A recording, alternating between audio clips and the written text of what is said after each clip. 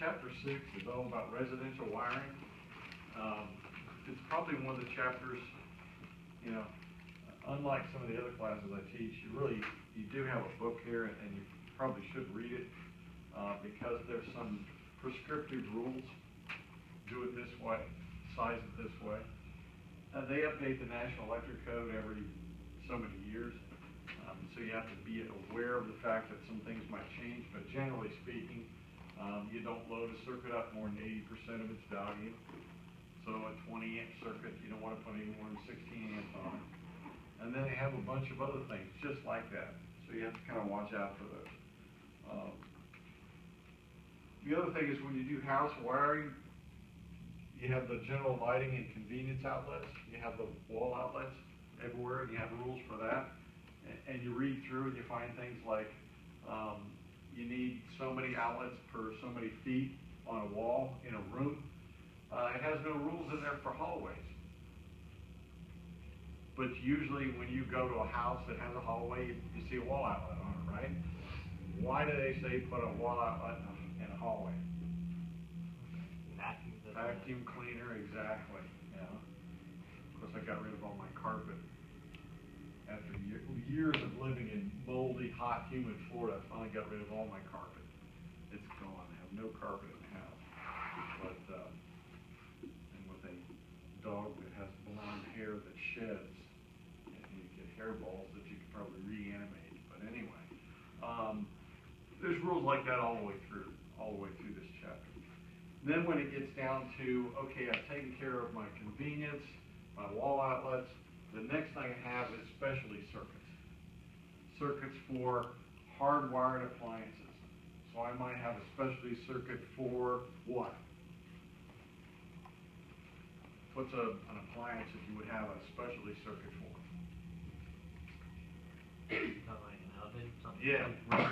Okay, so we have a range. Okay, what else? The dryer. Dryer, absolutely. Okay, anything else? AC. AC and furnace. You know, one thing to do is, even though it's not a high load, your furnace fan is especially on a specialty circuit. It's on by itself, because you definitely want to know when that one trips. You want a problem with your furnace, anything related to burning combustion fuel in your house, you want to know that you have a problem with that. So I got a range, I got a dryer, an AC, your furnace, anything else that's specialty. Is it free to count? Yeah.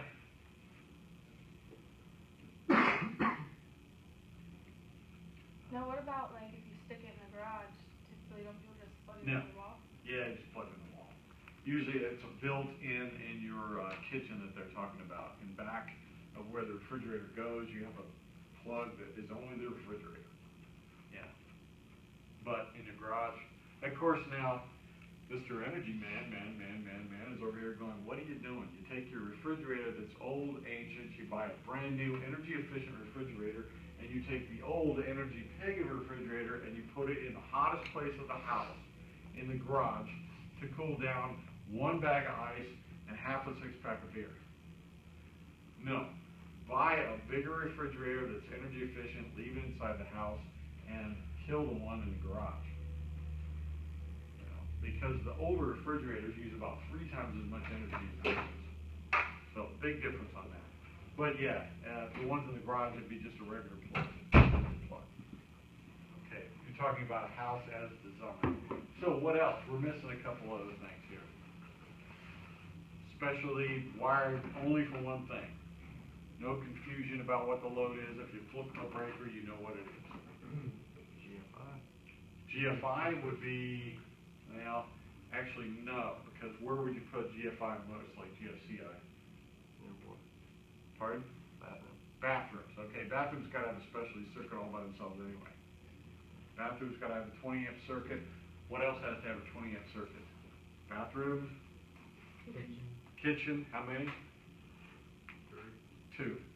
two in the kitchen, and, okay, bathroom's got one, kitchen's got two 20-amp circuits, and laundry room has a 20-amp circuit.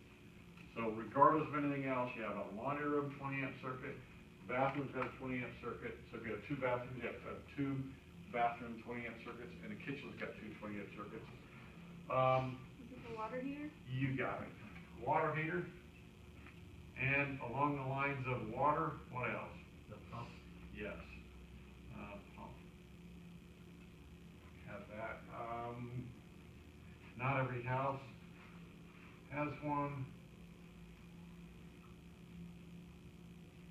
And my house does not. If you're on a septic tank, a garbage disposal is a liability. As far as shoving food down the sink and chewing it up with a garbage disposal, it puts enough biological oxygen demand on your septic tank as if you had another bedroom worth of people in your house. That's number one. Number two, people have a tendency not to pay attention to what they put down the sink when they have a garbage disposal, and they scrape a lot of oil in that. You might as well be waterproofing a pub tent, you know, which is what you're doing to your leach field when you pour grease down it. So grease down a garbage disposal, again, it's just lining your leach field with a waterproofing agent, which, as you can probably imagine, is working at cross purposes. So there's a bunch of other things we can come up with, specialty circuits for this, that, and the other, a pool pump, things of that nature. But essentially, you get the picture. You're adding up your specialty loads in the house. So you've got your convenience, general lighting, all the way at the top. General lighting, and you go through this stuff. Then the next thing you do is, you know, they sell this stuff, and what we do is we forget about all these things until we have a problem. But you move into a house that's been lived in by 6 other people throughout the last 40 years, and the door on the circuit breaker panel box, you know, there's a door on this side and a panel on this side. You got a disconnect over here, disconnects here, and then you have labels. And the labels have writing, and then it's crossed out, and then they have writing, and then it's faded writing in back of that, and then you know, and you can't read it. Now, how many of us ever take the time to say, "Hey, honey, on Sunday afternoon, after we get everything done, let's go trace the wiring in the house and rewrite the circuit breaker panel box, you know, definitions and labels." Who's ever going to do that? You know, I probably will get to it eventually. Now that I've said it here, it's embarrassing that I don't. But the fact is, that's worth its weight in gold when you have a problem. Because you only really miss it when you have an issue. And when you have 4 to 5 owners in the house, one of which thought they were Bob Vila in This Old House. You know, they thought they were geniuses. Everything they touched on the house, I've had to repair viciously. So, and then you wonder what they were thinking. What on earth would you think? When you walk around the backside of the house and see an orange extension cord coming out of the ground, a piece of PVC with no top on it, orange extension cord, and then plugged into a wall outlet on the side of the house, you gotta wonder what's going on. Okay, now how many things wrong with that? What's a freaking extension cord? You know, that's not right. The PVC is not weatherproof. It's a rain trough. The wall outlet's not a NEMA weatherproof enclosure. It's right on the side of the house, underneath the eave, but still, you know, do we have horizontal rain in this country or what, or this state? Exactly. And that was the first time I saw that. My wife bought the house, and I saw it, but it was already paid for, already bought. And I'm walking around the house, it truly was a nice house, great neighborhood, no complaints whatsoever. But I got to that point and said, the extension cord coming out of the ground. Any explanation? Oh, something to do with the septic tank. I'm like, oh God. And you just ignore that because you don't want to know, you don't want to ask. And what it was, well, the west side of town's full of clay soils. Do we drain in clay soils? Does our septic tank work in clay soils? No, it's a water treatment. And then you have that age in your kids when they think a half-hour power shower is a good thing. And, eventually the, bathrooms back up. Or 1998, an El Nino, was it El Nino year, 1998, when we had record-breaking rains in February. The record was shattered by almost double the rainfall. And then you find your bathtub with 2 inches of water in the bottom. It's not